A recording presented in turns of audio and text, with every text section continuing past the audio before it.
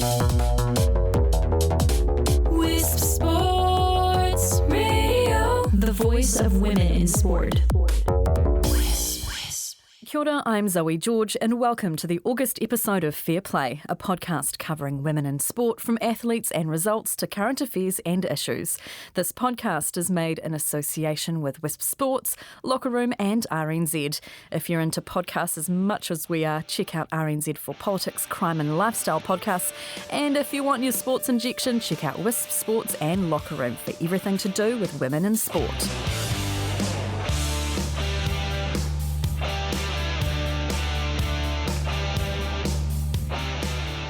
This month, we discuss the Black Ferns' recent victory over Australia and what's on the cards for the team.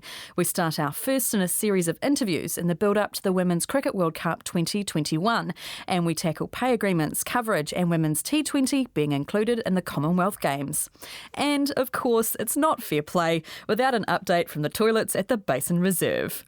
Today's co-host has played 1 Test, 75 ODIs and 74 T20s for the White Ferns. She's scored more than 1,300 ODI runs and is quite handy behind the stumps. She's also played for the Otago Sparks, even though she's based in Christchurch. And she was a recent guest co-host on my other podcast, Not Your Average Cricket Show. Kiaora Katey Martin. Thanks for having me back. Hey, before we crack into cricket, how about Lisa Carrington? She added K1 500 title this morning to her gold in the K1 200 earlier in the weekend. Amazing. Just incredible. What an amazing athlete. She'd have to be one of our most successful Olympians, is she? She's won so many gold medals. It's pretty outstanding. And she's canoeing's really gone strength to strength on the back of her performances. So, it's awesome. Yeah, awesome to see. Absolutely. Well, in the K1 200, it's her 7th consecutive win. Goodness. I mean, how's that for consistency? Yeah, it's pretty good. We sort of talk about the rowing boys and they've done really well, but she's on the top of her game. And like I said, she has to be one of our most successful Olympians. And she's an inspiration to female athletes in New Zealand, that's for sure. And her victories over the weekend and today has secured New Zealand a spot in the 2020 Olympic Games in Tokyo. So go Nice. Lisa Carrington, just an absolute incredible star. All right, on to our favourite subject, Katie. Cricket. It's been a big few weeks actually for the White Ferns and there's so much to talk about. So let's start with the new agreement for female players. The new agreement was announced a few weeks ago and will see 17 centrally contracted White Ferns earning a retainer of about $44,000 to $64,000 plus match fees. 8 players will be given a development contract and 54 domestic contracts are on offer. The payment pool for women across the board has increased to $4.13 million over the 3-year term. What does that mean for you, Katie? Yeah, I guess for me it means that my primary focus is cricket. I get to make adjustments in work and be able to focus purely on cricket, which is fantastic. To increase the contracts for the White Ferns from 15 to 17, but more importantly, have 8 development contracts for those girls that may be just outside the White Ferns environment, but getting more support from the high performance unit at New Zealand Cricket.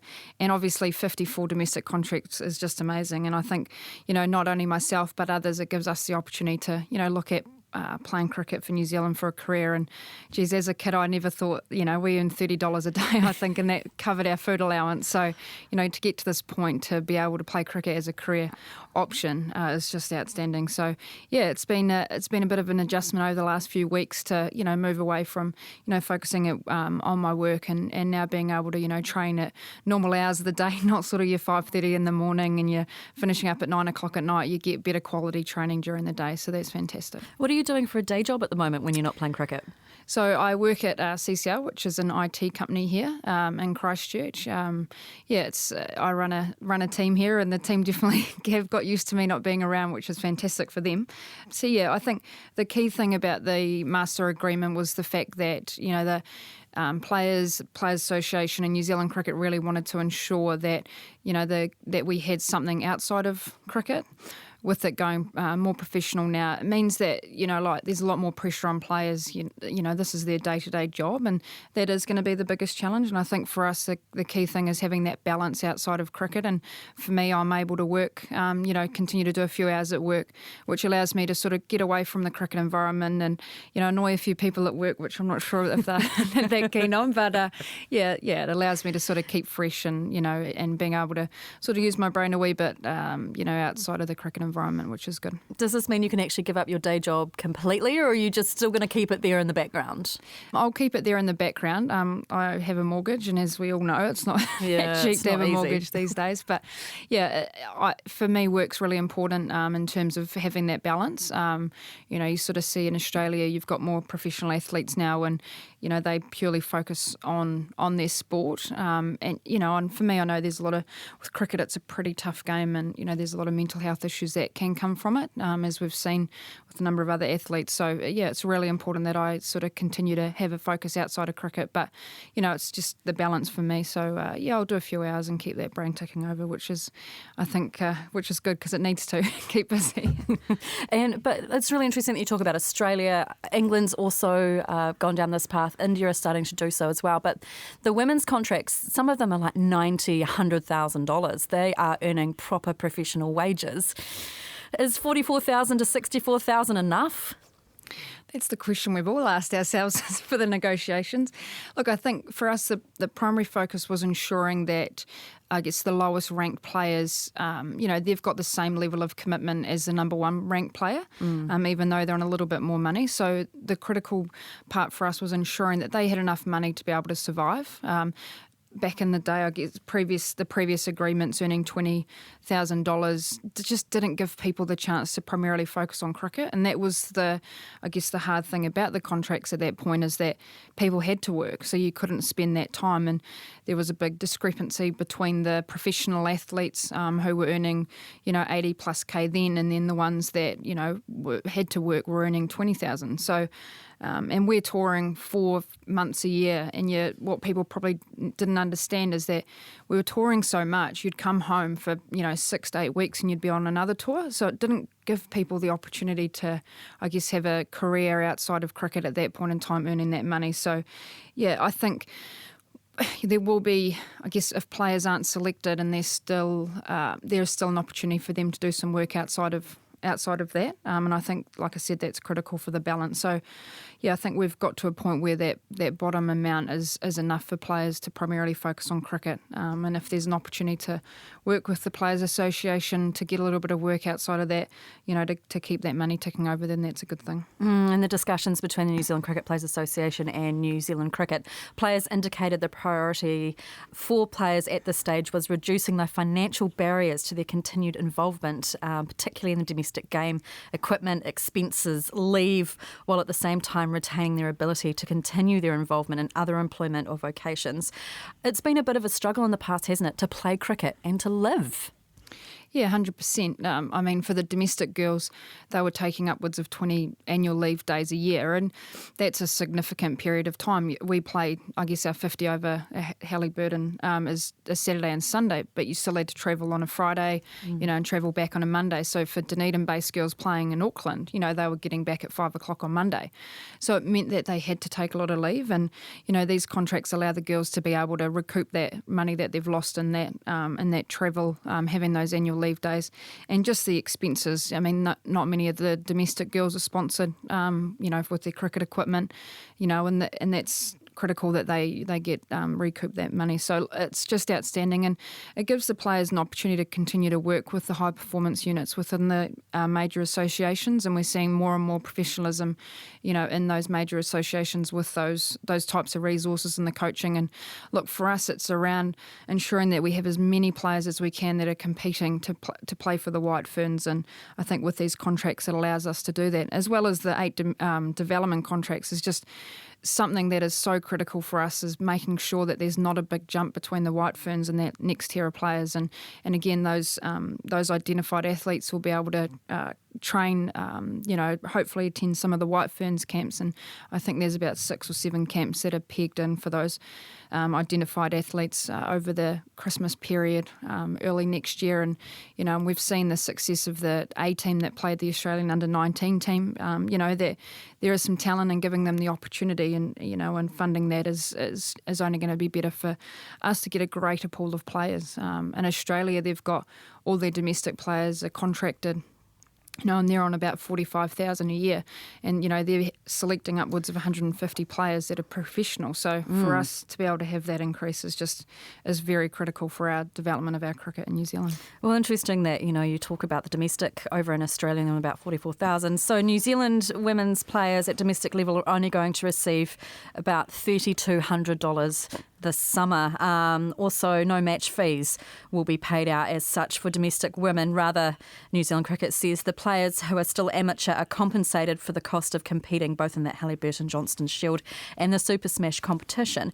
If we compare that $3,200 to what the men get, so the men are on a base salary of $27,000 and up to $54,000, and they get match fees as well on top of that.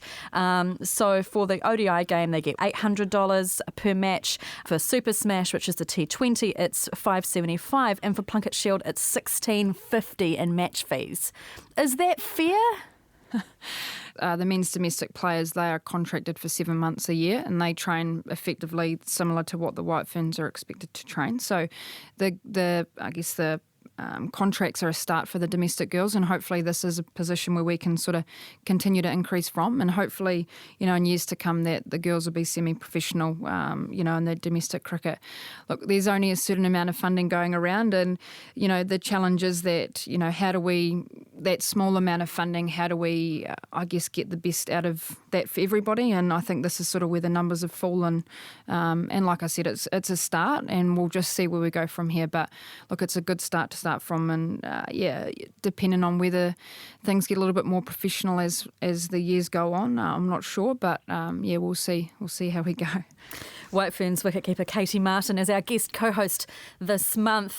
Also, on a side note regarding domestic contracts, the men's domestic contracts have been announced, and Scott Kuggeleijn has been announced with Northern Districts. He's also recently been selected to play T20 for New Zealand and Sri Lanka. Moving on, T20 domestic cricket is also getting an injection. There'll be more double headers of the men's and women's games this year, and the coverage is going to increase. Last season, Sky say there was a 170% increase of the women's Super Smash coverage. It might not sound like a big number, but it's an improvement from not much.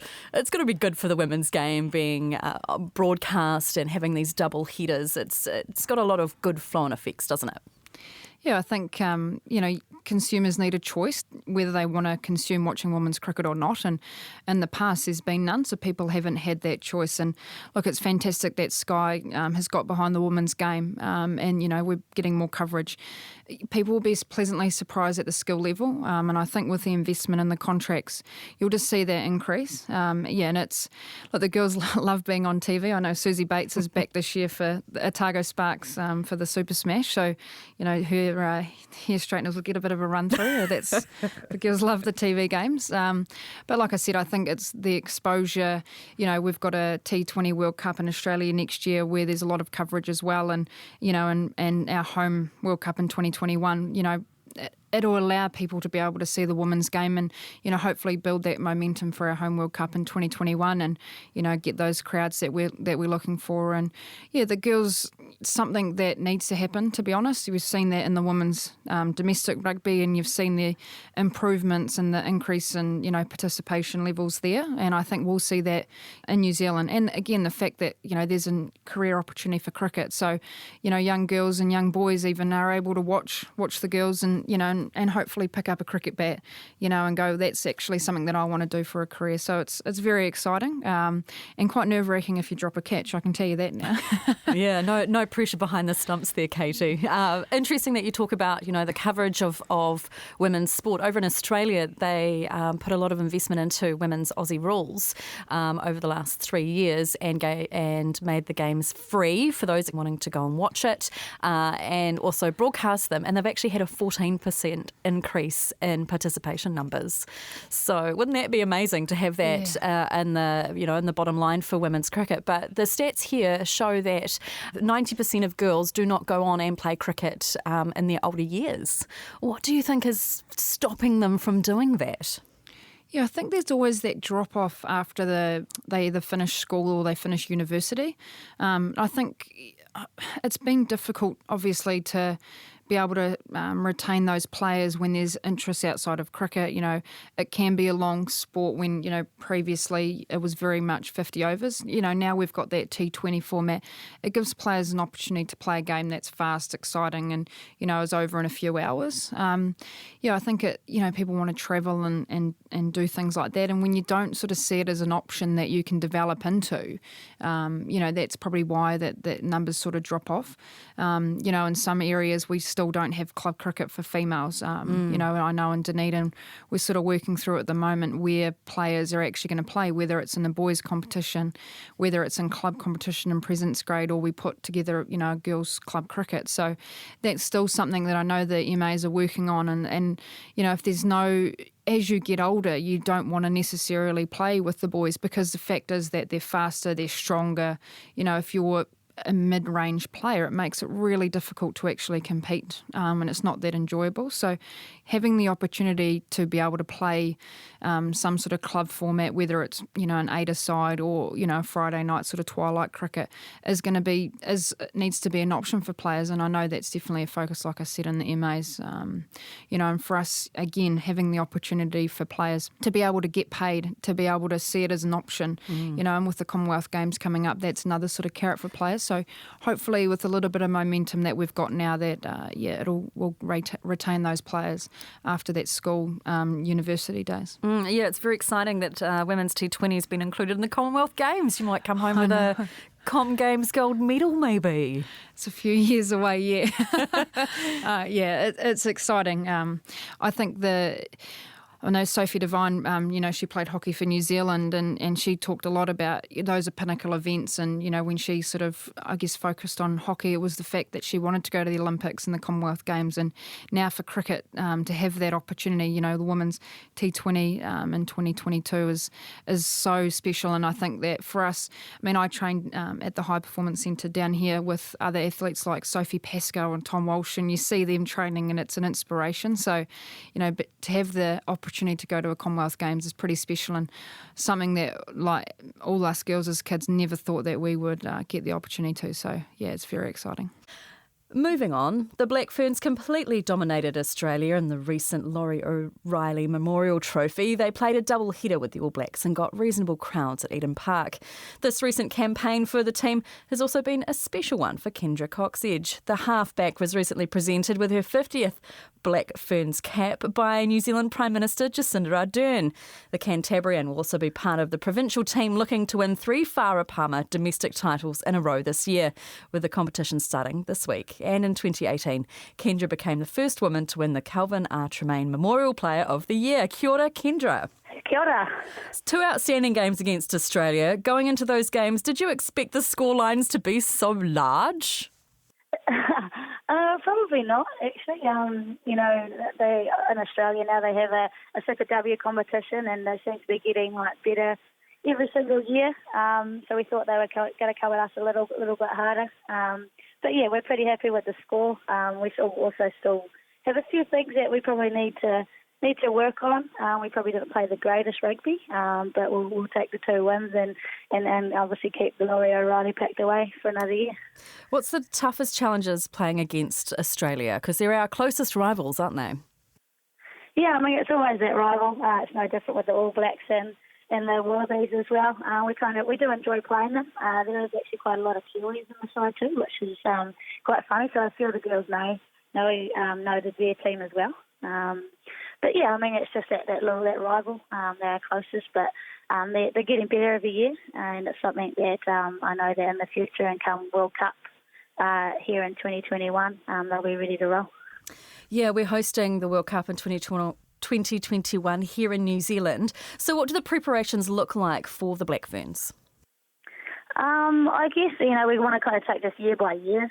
We've got so many tests each year that we probably want to focus on, but I assume that the coaches are, they are planning towards 2021 and having a World Cup on home turf. They're trying to get a lot of young girls some game time, which has happened this year. There's a lot of girls that debuted.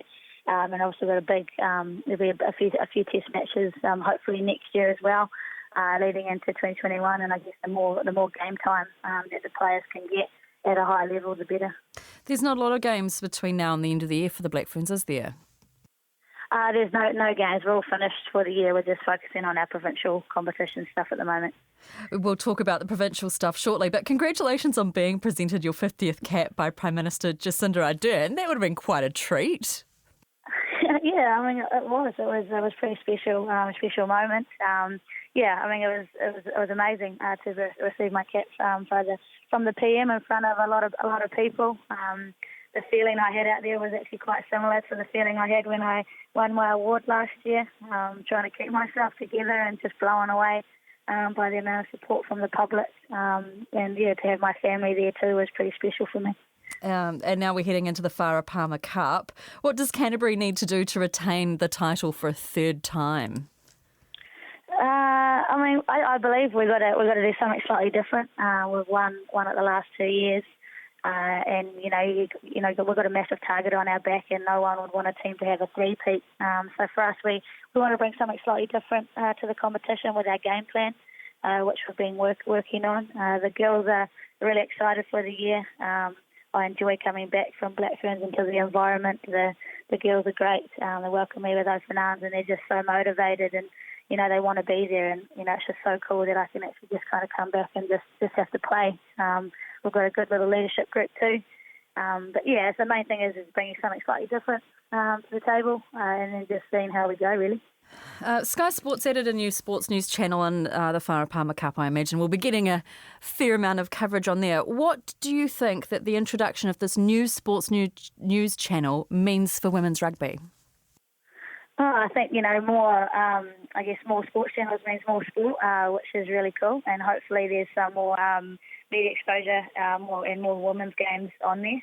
Obviously more channels will hopefully create that, which will be really exciting for women's sport in general.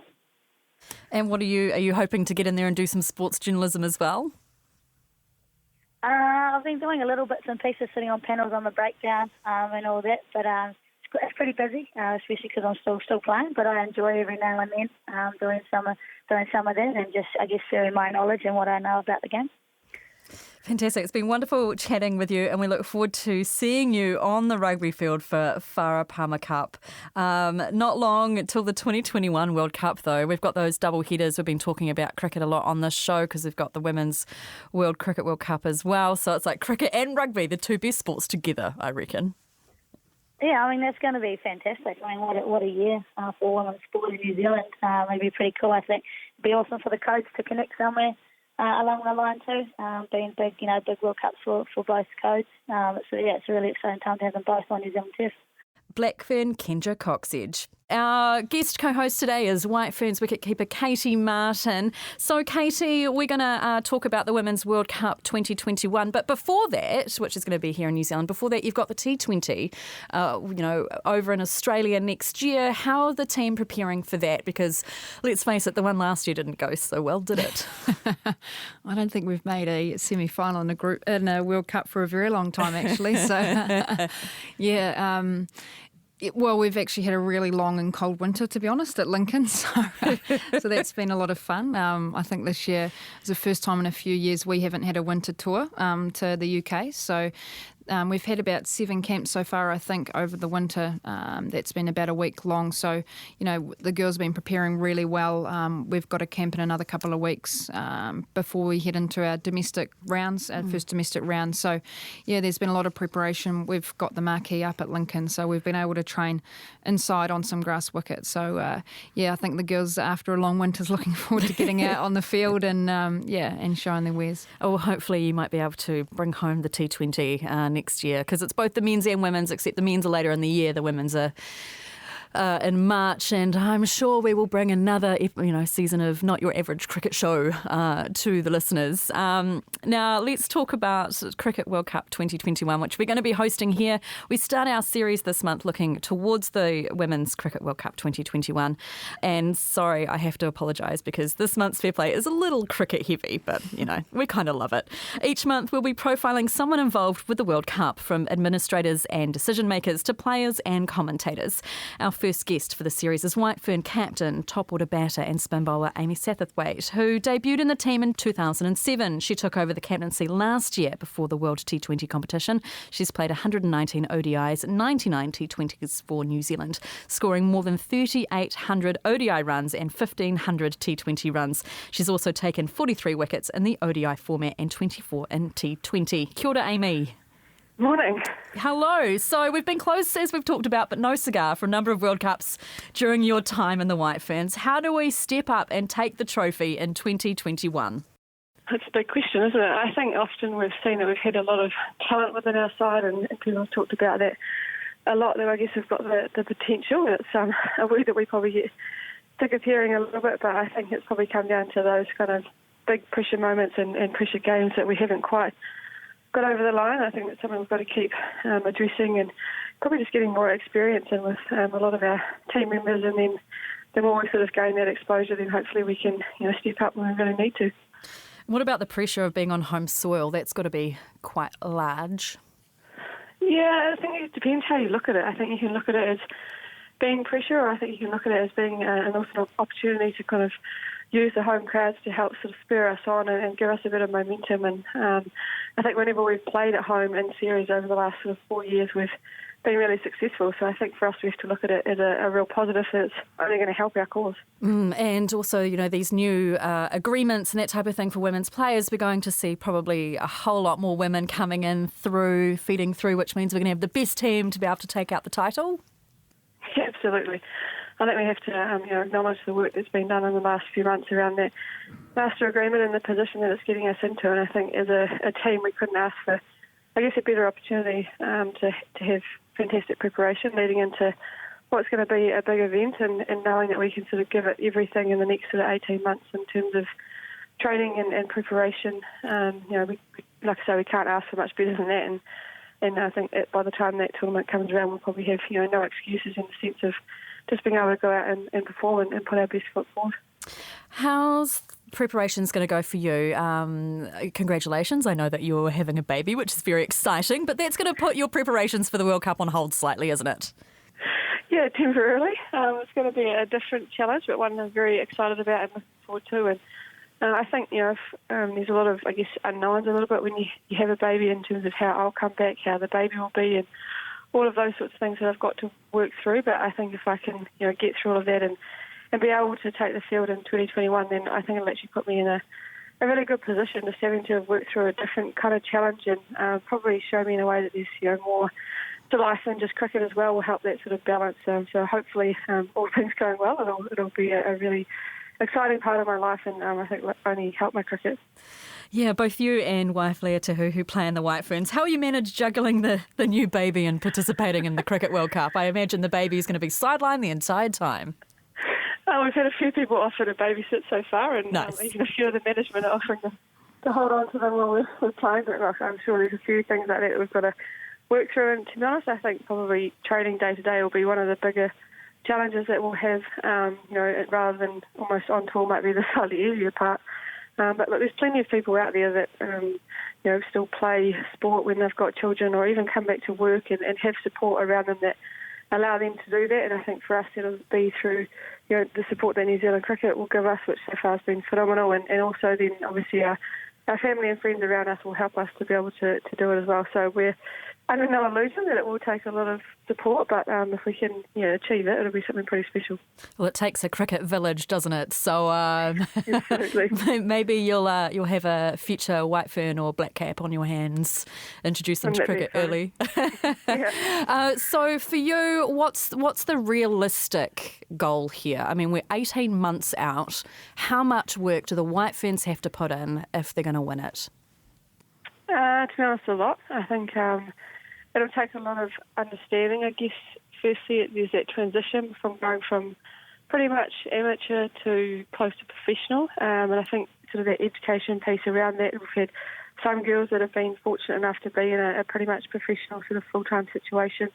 But I think learning a lot off them is going to be huge for the rest of our squad to help sort of just make that transition pretty smooth, and even getting some advice from other athletes in different sports that have also made a similar sort of transition. I think the quicker we can kind of do that and understand the work and time and things we're going to have to put in to our game and what that looks like and being smart about it, then the more sort of gains and impact we can make. I think we've got a really good kind of skeleton, for a better way of putting it, within our group in terms of skill sets and things to be able to build on. So it's really exciting on that front. We're not having to find too much as such, but we're trying to put the cherry on top to then really capitalise, like I say, on those skill sets and be able to perform at that international stage and win a tournament like that. Fantastic. And will we be seeing you playing domestic cricket over the summer? I don't think so. I'm due early January, so I think I'll be hearing a lot from the sideline, although the coaches joked that I've got 3 days off to come back, so we'll see how that goes. But no, I think it'll be trying to give as a lot of support as I can and obviously adjust to my new life as well and sort of write this summer off, but look forward to when I can hopefully get back on the field in the future. Amy Satterthwaite, thanks so much for your time today, and all the best. Good luck with that future little white fern or black cap, and we look forward to following your progress back after the birth of the baby and into the World Cup.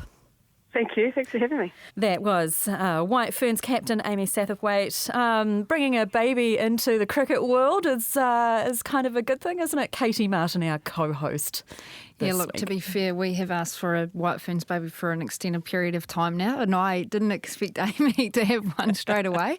We're sort of, as she said, the team's tracking pretty well, to be competitive over the next couple of years, but it's really exciting news for Amy and Leah, and I can tell you that Susie Bates is definitely hanging out to hold the baby on the sidelines. So, to be fair, Amy also didn't say that while she was pregnant that not many of us actually knew. She was hitting the ball better than most people, so maybe she could come back and have a wee bit of a go. So, no, it's really exciting news for them, and it's a unique situation, I guess, playing and having, a child on the sideline that for our team, we're not used to, but yeah, I'm excited, that's for sure.